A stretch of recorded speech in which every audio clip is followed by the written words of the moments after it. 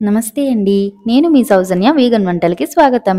ఈరోజు వీడియోలో మన కిడ్నీలకే కాదు ఆరోగ్యానికి ఎంతో మేలు చేసే అరటిదూట కూరని ఎలా చేయాలో చూద్దాం.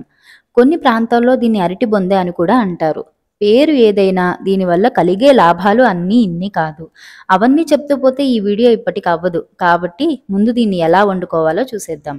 ముందుగా ఒక గిన్నెలో అరకప్పు పెసరపప్పు వేసి కడిగి 1.5 కప్పుల నీళ్లు పోసి స్టవ్ మీద పెట్టి ఉడికించండి. ఇది ఉడికేలోపు అరటి దూట పై డొప్పని ఇలా కత్తిరించి తీసుకోండి. దీన్ని మనం కూరకి వాడం. తర్వాత దీన్ని ఇలా చక్రాలుగా కట్ చేయండి.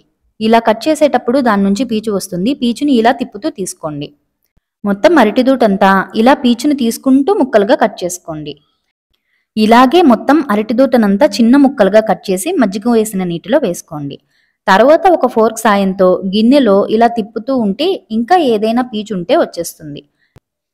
ఇప్పుడు దీన్ని బాగా కడిగి ఇందులో కొద్దిగా ఉప్పు, పావు టీ స్పూన్ పసుపు వేసి స్టవ్ మీద పెట్టి ఉడికించండి. ఈలోగా మనకి పెసరపప్పు ఉడికిపోతుంది. ఇది ఇలా పలుకుగా ఉడికించుకోండి. మిగతాది కూరతో పాటు ఉడికిపోతుంది, లేకపోతే బాగా ముద్దయిపోతుంది, బాగోదు. ఇప్పుడు అరటిదూట ఉడికాక వాటిని చెక్ చేసుకొని స్టవ్ ఆపేసి చల్లారనివ్వండి. తర్వాత స్టవ్ మీద కడాయి పెట్టి 3 టేబుల్ స్పూన్ల ఆయిల్ వేసి కాగాక అర టీ స్పూన్ ఆవాలు, 1.5 స్పూన్ల మినప్పప్పు, 1.5 స్పూన్ల శనగపప్పు, 2 స్పూన్ల వేరుశనగపప్పు వేసి వేయించండి. ఇవి కొద్దిగా వేగాక ఇందులో 2 చిదిమిన ఎండుమిరపకాయలు, 3 చీల్చిన పచ్చిమిరపకాయలు, 1 రెబ్బ కరివేపాకు వేసి ఒకసారి కలిపి పావు టీ స్పూన్ ఇంగువ కూడా వేసి వేయించండి. పోపంతా బాగా వేగాక ఉడికించి పెట్టుకున్న అరటిదొట ముక్కల్ని నీరు పిండేసి పొడి పొడిగా వేసుకోండి.